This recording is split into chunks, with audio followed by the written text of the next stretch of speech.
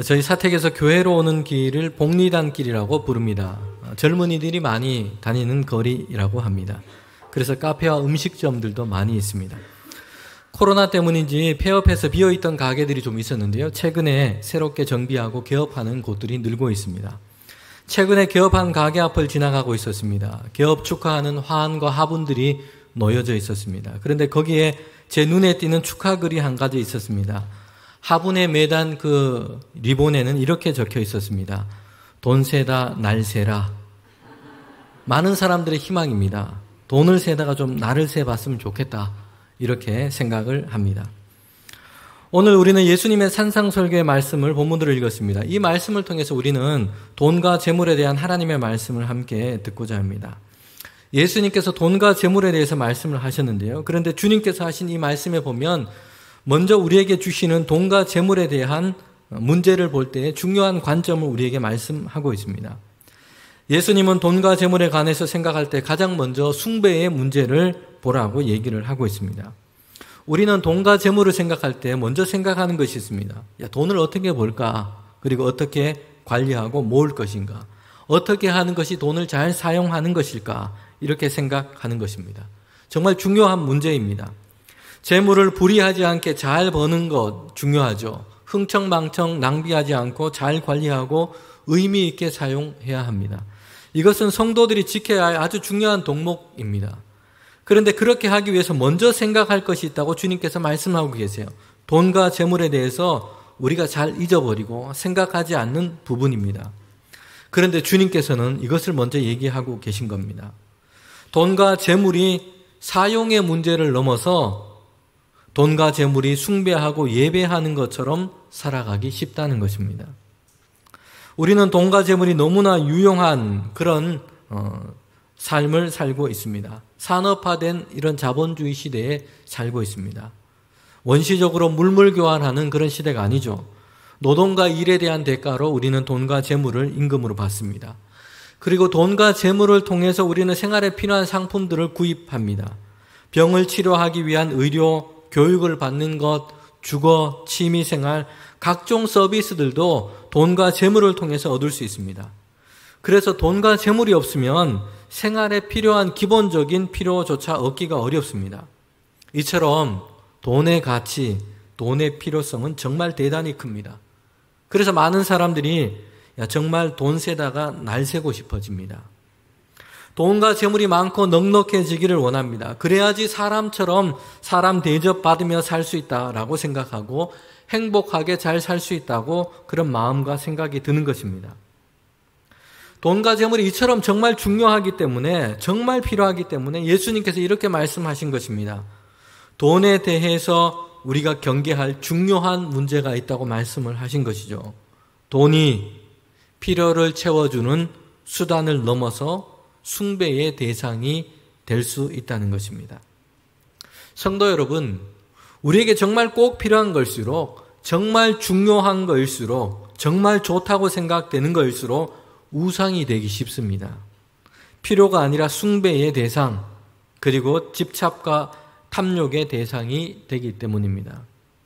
그래서 예수님께서 이렇게 말씀하셨죠. 오늘 읽은 마태복음 6장 24절 말씀에 보면 이렇게 말씀합니다. 한 사람이 두 주인을 섬기지 못할 것이니 혹은 이를 미워하고 저를 사랑하거나 혹은 이를 중히 여기고 저를 경히 여김이라. 너희가 하나님과 재물을 겸하여 섬기지 못하리라. 여기서 예수님은 돈과 재물에 대해서 어떻게 말씀을 하고 있습니까? 사람들이 마치 하나님인 것처럼 섬기게 되어 버렸다고 얘기를 하고 계세요.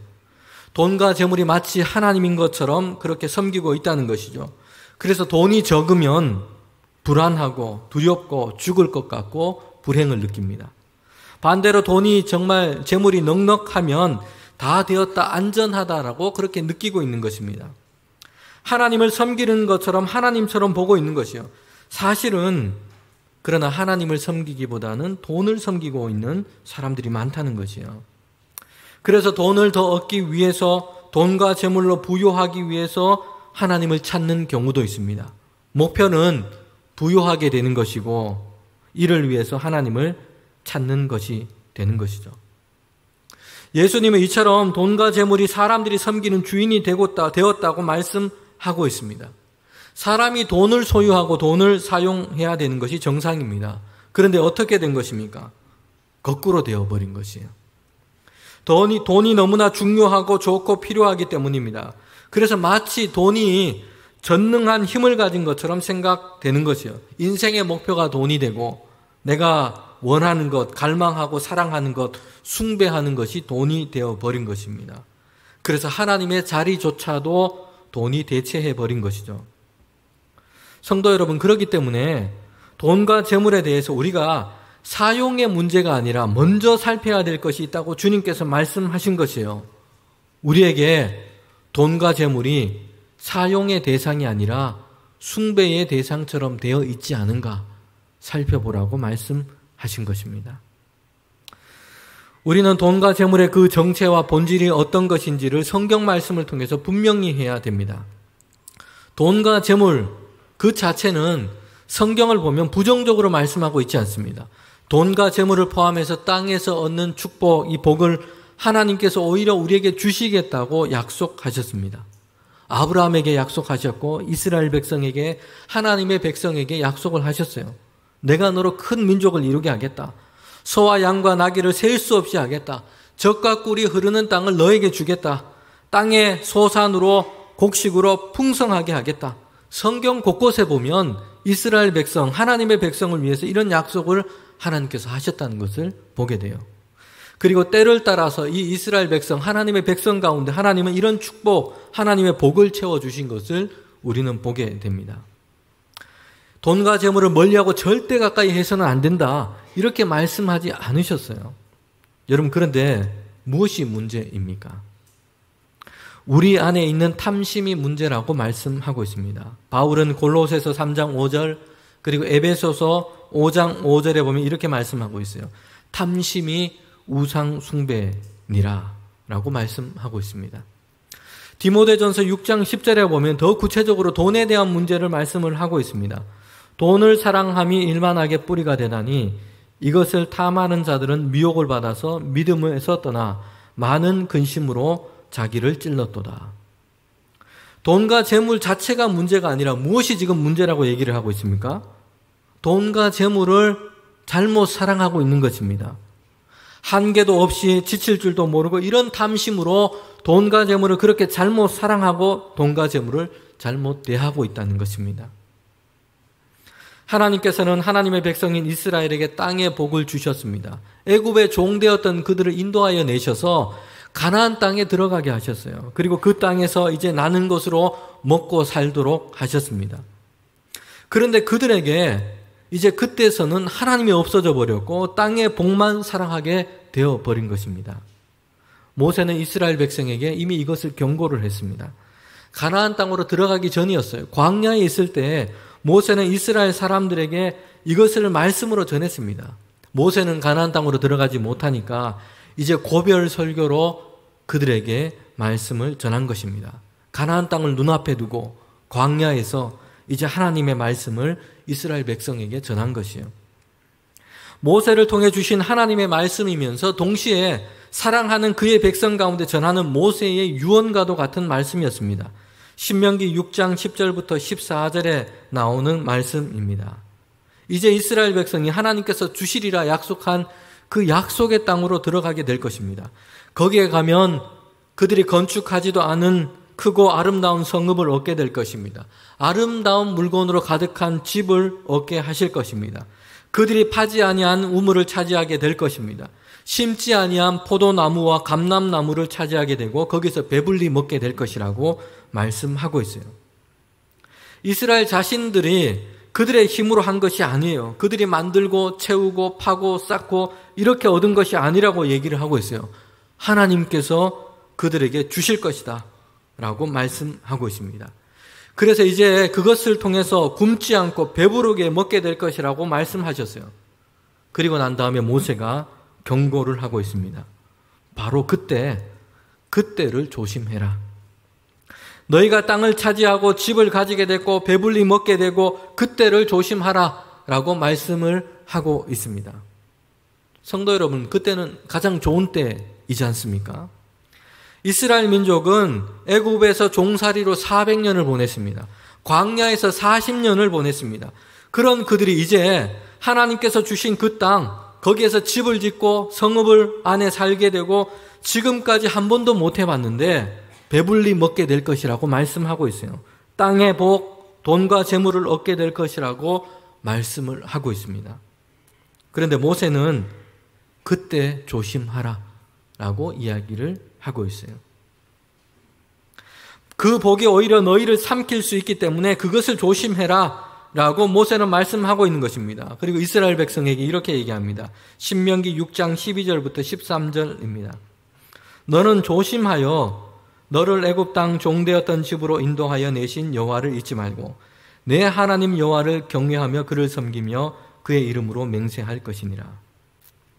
이스라엘 백성에게 지금 무엇을 하라고 얘기를 하고 있습니까? 뭘 조심하라고 얘기를 하고 있습니까?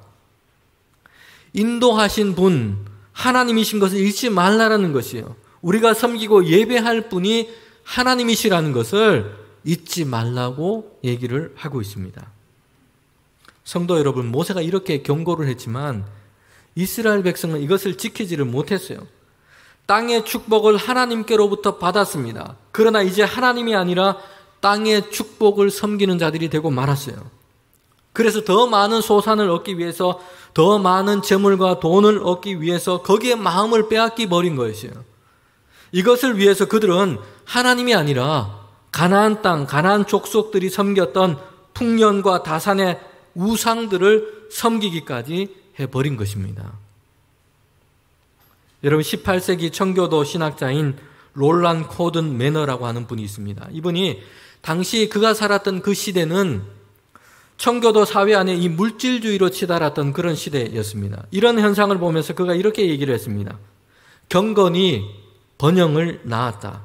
그런데 새끼가 어미를 잡아 먹어버렸다. 청교도들은 그 당시 그 시대 속에서 하나님께서 내게 주신 이 직업, 직장, 이것이 하나님이 부르신 자리다. 소명을 가지고 일터에서 일했습니다. 그것이 어떤 곳이든지 당시 일반 사회 통념적으로 천하게 여겨졌던 그 직업조차도 하나님께서 내게 부르신 자리가 여기다. 열심히 성실하게 일했습니다. 부지런히 일했어요. 하나님께서 그들에게 복을 주셨습니다. 이제 부유하게 되었습니다. 재물을 얻게 되었죠. 이렇게 경건이 번영을 낳게 된 것입니다. 그런데 그때를 조심해야 됩니다. 그런데 그렇지 못한 사람들이 많았다는 것이에요. 그래서 어떻게 되었느냐? 많은 사람들에게 경건은 사라지고 신앙은 사라지고 물질적인 번영과 탐심만 남게 된 것입니다. 돈과 재물이 섬기는 대상이 되어버린 것이에요. 성도 여러분, 그런데 이처럼 돈과 재물이 섬기는 대상이 되어버린 것, 이것은 부유한 사람들에게만 해당되는 것이 아니에요. 더 많은 부를 쌓기 위해서 계속해서 거기에 탐욕을 부리는 사람들, 이 사람들만 해당이 되는 것이 아니라는 것이에요. 돈이 적고 재물이 적고 가난하고 궁핍한 사람들도 동일한 이런 문제를 안고 있을 수 있다는 것입니다. 오늘 예수님께서 산상설교를 하고 계신데 이 본문의 말씀을 듣고 있는 많은 사람들, 대부분의 사람들은 부자가 아니었습니다. 주님 앞에서 주님의 설교를 듣고 있는 사람들 중에는 부유한 사람은 사실 거의 없었습니다. 예수님을 따라다녔던 그 무리들, 대부분의 사람들은 가난했던 사람들이에요. 경제적으로 보면 그 시대 가운데 하층민에 속했던 사람들입니다. 돈과 재물이 있지만 더 많이 얻으려고 계속해서 몰두하는 사람, 이런 사람, 탐심의 문제입니다. 그들은 돈과 재물을 하나님처럼 섬기고 있는 것이에요. 그런데 돈과 재물이 적고 가난하고 궁핍한 사람들에게도 이 문제는 예외가 아니라고 주님이 말씀하고 있는 것이에요. 그들도 돈과 재물을 하나님 대신해서 섬기고 예배하고 있을 수 있다는 것입니다. 여러분, 여기에서는 염려의 문제가 그들 가운데 작동하고 있습니다. 돈과 재물이 부족해서 이것 때문에 극심한 염려와 불안에 사로잡혀 있는 것이에요.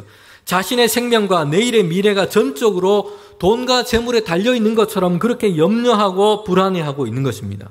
그래서 돈과 재물이 적고 부족하다고 느끼면 온갖 염려와 불안에 사로잡혀 있습니다. 말씀을 보면 입을 것, 먹을 것, 마실 것, 이런 염려에 사로잡혀서 지금 오늘의 문제가 아니라 내일 앞으로의 이런 문제들 때문에 온갖 걱정과 염려에 사로잡혀 있는 것입니다. 그래서 오늘을 제대로 살고 있지 못하는 것이에요. 사실 내일 그리고 내년에 우리가 살아있을지 어떨지도 몰라요. 그런데 온갖 염려와 근심과 걱정에 사로잡혀서 그렇게 지내고 있습니다. 돈과 재물이 적은 것 때문에 자존감이 낮아지고 실패했다 느끼고 저주받은 인생이라고 생각하는 것이요. 돈과 재물이 적은 것 때문에 항상 불행을 느끼고 기쁨을 잃어버린 채 살아가는 것입니다. 이 사람도 지금 돈과 재물을 하나님 대신해서 섬기고 있는 것입니다. 자신의 삶의 행복, 성공, 희망, 미래, 목숨까지도 돈과 재물, 거기에 모든 것이 달려있다고 생각하고 있는 것입니다. 성도 여러분, 돈과 재물, 그리고 땅의 복은 하나님이 주시는 것이지 하나님을 대신할 수 없는 것입니다. 우리는 돈과 재물의 실체를 바로 알아야 됩니다. 돈과 재물은 이 땅의 필요를 따라서 하나님께서 우리에게 주시는 복입니다. 탐심과 욕망을 따라 주시는 것이 아니에요. 필요를 따라서 우리에게 주시는 복입니다. 그리고 돈과 재물은 영원하지도 않고 전능하지도 않습니다. 우리에게 지혜를 가르쳐 주시는 이 잠언의 말씀은 이렇게 말씀하고 있습니다. 잠언 23장 4절부터 5절 말씀입니다. 부자가 되기에 애쓰지 말고 내 사사로운 지혜를 버릴지어다. 내가 어찌 허무한 것에 주목하겠느냐. 정령 재물은 스스로 날개를 내어 하늘을 나는 독수리처럼 날아가느니라. 여러분, 이 말씀에서 재물이 어떻다고 얘기를 하고 있습니까? 날개를 가진 독수리와 같다고 얘기를 하고 있어요. 머물러 있는 것 같지만 날아가 버리는 것입니다. 그래서 우리가 지혜를 짜내고 온갖 생각을 짜내서 골몰합니다. 재물을 계속해서 더 많이 쌓고 내게 계속해서 영원히 머물 수 있도록 애를 쓰는 것이요. 그런데 그 일은 결국 어떻다고 얘기합니까? 허무하게 될 것이다. 왜? 재물은 날개를 가진 독수리처럼 때로는 내게 있지만 때로는 날아가기도 한다라고 이야기하고 있어요. 더군다나 이 땅에서 중요한 것은 우리의 생명이 영원하지 않다는 것이에요. 한 푼의 돈도 한 뼘의 땅도 죽음 너머로 우리는 가져가지를 못합니다. 사도 바울은 디모데전서 6장 6절부터 9절에 이렇게 말씀하고 있습니다. 자족하는 마음이 있으면 경건에 큰 이익이 되느니라. 우리가 세상에 아무것도 가지고 온 것이 없으며 또한 아무것도 가지고 가지 못하리니 우리가 먹을 것과 입을 것이 있은즉 족한 줄로 알 것이니라. 부하려고 하는 자들은 시험과 올무와 여러 가지 어리석고 해로운 욕심에 떨어지나니 곧 사람으로 파멸과 멸망에 빠지게 하는 것이니라. 돈과 재물을 저와 여러분 어느 누구도 태어나면서부터 가지고 온 것이 없습니다. 사는 날 동안 하나님께서 필요를 따라 복으로 주시는 것이에요. 그러나 죽을 때 하나님께서 이 땅의 삶을 우리가 살고 이제 하나님께서 부르실 그때에는 아무것도 가지고 가지 못합니다.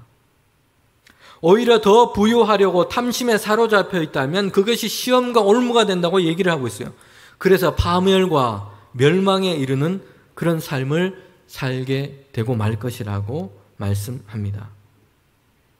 여러분, 돈과 재물은 영원하지 않을 뿐만 아니라 돈과 재물은 전능하지도 않습니다. 이 땅을 살아가는 날 동안 필요를 따라서 유용한 것이지 전능한 것이 아니에요.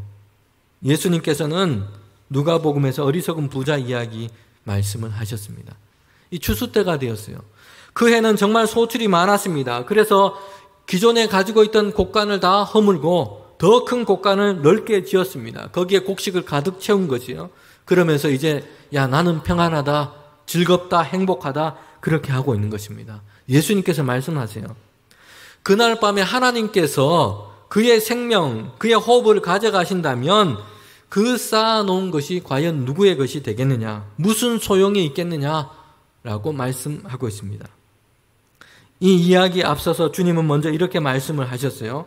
누가복음 12장 15절 하반절입니다. 사람의 생명이 그 소유의 넉넉함에 있지 아니하니라 말씀하고 있습니다.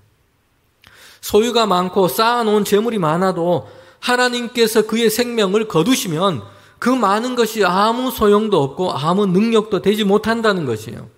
사람의 생명은 하나님께 달려 있습니다. 돈과 재물에 달려 있지 않아요. 물론 가난하고 먹을 것이 없는 절대 빈곤으로 인해서 죽어가는 많은 사람들이 이 세상 가운데 있습니다. 돈이 없어서 적절한 치료를 받지 못해서 죽는 사람들도 있습니다. 성도 여러분, 그렇다고 해서 돈과 재물이 많다고 해서 그 사람의 생명이 안전하게 보장되고 영원히 살 수 있다라고 생각하는 것은 큰 잘못입니다. 돈과 재물이 사람의 생명과 안전을 보장해 주지 못합니다. 하나님께서 그의 생명을 거두어 가시면 아무리 많은 돈과 재물을 쌓고 살고 있더라도 그것으로 결코 막을 수도 없고 피할 수도 없다는 것입니다. 돈과 재물이 우리에게 하나님 노릇하지 않고 우리는 참되신 하나님을 섬기며 예배해야 합니다. 돈과 재물을 하나님의 자리가 아니라 그 본래의 자리에 우리는 놓아야 한다는 것이에요. 돈과 재물은 영원하지도 않고 전능하지도 않습니다. 단지 하나님께서 이 땅에 우리가 살아갈 동안 그 필요를 따라 주시는 복입니다. 오늘 본문은 너희를 위하여 보물을 땅에 쌓아두지 말고 하늘에 쌓아두라 라는 말씀으로 시작합니다. 우리는 이 말씀을 그래 보물이 돈이니까 돈을 하나님을 위해서 선한 일을 위해 사용해야 된다. 주님께서 이렇게 말씀하고 계신다. 이렇게 너무 작게 축소해서 생각해서는 안 되는 것입니다. 예수님의 관심은 돈의 착한 사용에 있지 않습니다. 지금까지 너희는 그냥 부자 되기를 원했는데 이제 너희가 나를 믿으니까 너희가 이제 예수님을 믿는 성도이니까 착한 부자가 되어야 된다. 예수님께서 지금 이렇게 우리에게 요청하고 있는 게 아니라는 것이에요. 여러분, 예수님의 강조점은 돈과 재물의 사용에 관한 것이 아니라는 겁니다. 우리의 삶과 목적, 그 관심을 어디에 두어야 할지 모든 사람들이 전능하다 생각하는 돈과 재물 앞에서 분명하게 하라는 것입니다. 특별히 돈과 재물 앞에서 이것을 분명하게 하라고 말씀하고 있어요. 돈과 재물이 얼마나 세상에서 힘이 있고 좋아 보입니까? 그래서 돈만 있으면 다 될 것 같은 세상, 우리가 이런 세상을 살고 있습니다. 돈과 재물은 사람들에게 매우 일반적으로 가장 우상이 되기 쉬운 그런 존재입니다. 예수님은 그런 돈과 재물 앞에서 하나님을 믿는 그 믿음의 신앙이 분명히 해야 한다라고 말씀하고 있습니다. 하나님만이 우리가 예배하고 섬길 하나님이십니다. 우리의 삶의 목적은 하나님께 있습니다. 라고 분명히 하라는 것입니다. 여러분, 누가복음 19장에 보면 부자 삭개오 이야기가 나오고 있습니다. 그는 주님을 만나서 변화됐습니다. 여리고성의 세리장이었습니다. 이 여리고성은 이스라엘 땅 가운데서도 아주 꽤나 부유했던 그런 성읍이었습니다. 삭개오는 그곳의 세리장이었어요. 부를 얻을 수 있는 그런 자리였고 그는 부자였습니다. 그러나 그는 나쁜 부자였습니다. 로마 식민지 하에 있었던 그런 시대였습니다. 그래서 세리들은 자신의 민족 이스라엘 백성들에게 세금을 거두는 그 권한을 얻기 위해서 돈으로 그 자리를 매수하기도 했습니다. 그 자리를 얻고 난 다음에는 많은 사람들에게 더 많은 세금을 거두기 위해서 그렇게 혈안이 되어 있었습니다. 그래서 많은 세금을 걷어서 일정 부분은 로마의 세금으로 바치고 나머지는 자신의 재물로 축적한 것입니다. 그들은 부유했지만 나쁜 부자였어요. 그래서 사람들은 그들을 향해서 죄인이라는 비난과 손가락질을 했던 것입니다. 세리장이었던 이 삭개오는 말 그대로 나쁜 부자였습니다. 그런데 예수님에 대한 소문을 듣게 됐습니다. 여리고성을 지나가시는 예수님을 만나기를 원했어요. 사람들이 너무 많아서 삭개오는 돌 무화과 나무 위에 올라갔습니다. 그런데 그 가운데 생각지 못한 일이 일어났습니다. 예수님께서 그를 향해 오시고 오늘 내가 너의 집에 가겠다라고 말씀하신 것입니다. 삭개오는 예수님을 모시고 함께 식사하며 함께 말씀을 나누는 곳에 놀라운 변화가 일어났습니다. 삭개오가 예수님께 이렇게 말합니다. 주님, 내 소유의 절반을 가난한 사람들에게 주겠습니다. 내가 누구의 것을 속여 빼앗은 것이 있으면 4배로 갚겠습니다. 삭개오는 부당하게 축적한 이 재물을 율법의 규정보다 더 많이 되돌려 주겠다고 말씀한 것입니다. 예수님을 만난 이 삭개오, 그에게 일어난 변화였습니다. 여러분, 그러나 주님께서 삭개오를 만나시고 그의 집에 오신 이유는 나쁜 부자 삭개오를 착한 부자로 바꾸는 데 있지 않습니다. 주님은 삭개오에 대해서 이렇게 말씀합니다. 오늘 구원이 이 집에 이르렀다. 이 사람도 아브라함의 자손이다. 인자가 온 것은 잃어버린 자를 찾아 구원하려 함이라. 잃어버린 삭개오, 하나님의 자녀에서 떠나버린 이 삭개오, 그 사람을 이제 하나님의 자녀로 구원받은 백성으로 그를 세우신 것입니다. 하나님을 떠나 재물과 돈이 하나님인 것처럼 섬기고 돈의 종으로, 탐욕의 종으로 살아왔던 이 삭개오를 주님께서는 하나님의 자녀로 구원하신 것입니다. 예수님의 착한 경제학 강의, 경제 윤리를 듣고 야, 이제 나는 나쁜 부자가 아니라 착한 부자로 살아야 되겠다. 이런 결심을 한 그 사건, 이 이야기를 하고 있는 것이 아니에요. 삭개오는 자신의 재산을 나눠주고 잘못 거두어인 것이 있으면 4배로 대갚아주겠다고 얘기합니다. 그런데 이렇게 삭개오가 변화된 것은 근본적인 그의 삶에 중요한 변화가 있었기 때문입니다. 삭개오는 예수님을 향해서 이렇게 얘기합니다. 주님이라고 부르고 있습니다. 동네를 지나가는 유명한 선생이 아니라 예수님을 향해서 예수님, 주님이라고 부르고 있습니다. 삭개오는 죄인이라고 손가락질 당하고 온갖 비난과 가책에도 굴하지 않고 부자 되기를 꿈꾸며 다른 박질하며 살아왔습니다. 돈과 부가 자신의 삶의 안녕을 보장해주고 삭개오 자신의 인생을 보증해준다고 생각했습니다. 그런 삭개오가 이제 돈이 아니라 예수님을 큐리오스, 나의 주님이라고 부른 것입니다. 악착같이 모아놓은 재물이 아니라 예수님 당신이야말로 나로 하여금 참 생명의 삶을 살게 하는 주님이십니다. 당신이야말로 내 삶을 새롭게 하시고 나로 하여금 온전한 삶을 살게 하시는 주님이십니다. 나의 생명이 주님, 예수님께 있습니다. 라고 고백하고 있는 것입니다. 성도 여러분, 삭개오의 이 변화는 돈을 사용하는 어떤 철학이나 돈에 대한 윤리관이 바뀐 게 아니에요. 그의 삶의 주인이 바뀌어버린 것입니다. 예수님을 만난 삭개오는 부를 착하게 소유한 사람이 아니에요. 이제 그 자신이 하나님의 구원받은 백성, 하나님의 소유가 되어버린 것입니다. 그리스도인인 저와 여러분도 돈과 재물을 사용하는 삶의 방식에서 이 세상을 사는 날 동안에는 예외일 수가 없습니다.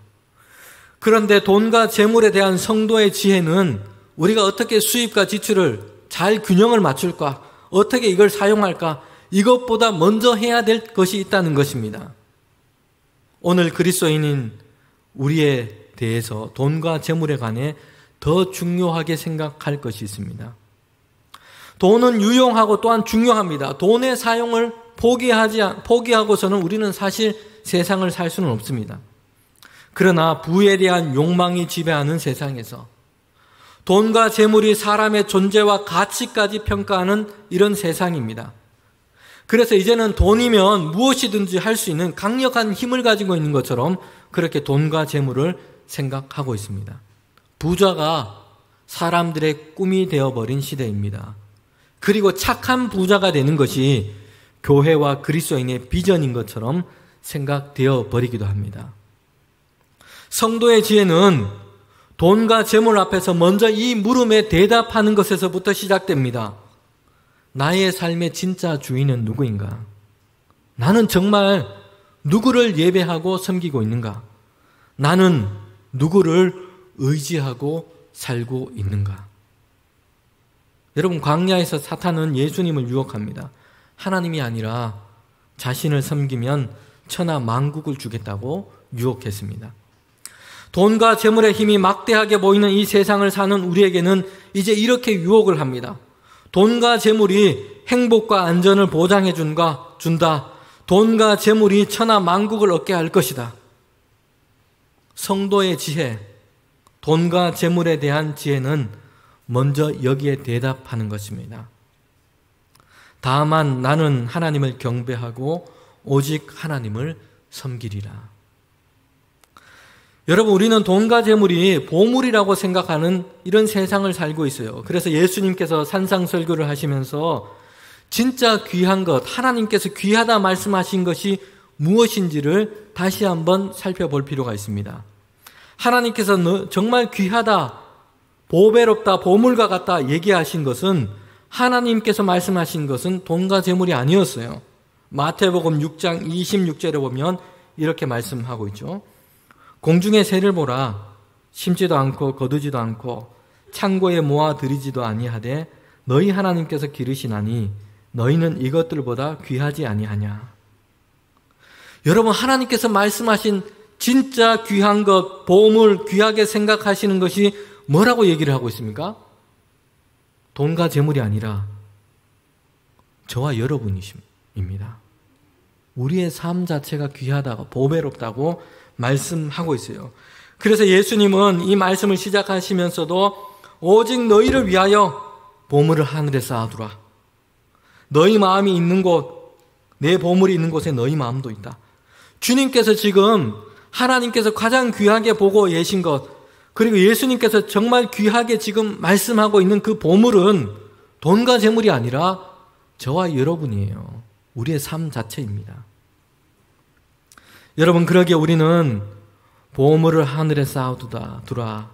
이 말씀을 우리는 다시 한번 이 말씀의 맥락에서 생각해 봐야 됩니다. 성도 여러분, 하나님께서 주신 우리의 삶 자체가 하나님이 주신 보물입니다. 이 귀한 보물을 돈에 대한 탐심과 헛된 욕심에 매지 마십시오. 그 보물을 하나님을 향해 두십시오. 돈과 재물이 아니라 하나님이 우리의 삶을 통해 섬기실 주님이십니다. 이 말씀을 기억하는 저와 여러분이 되시기를 원합니다.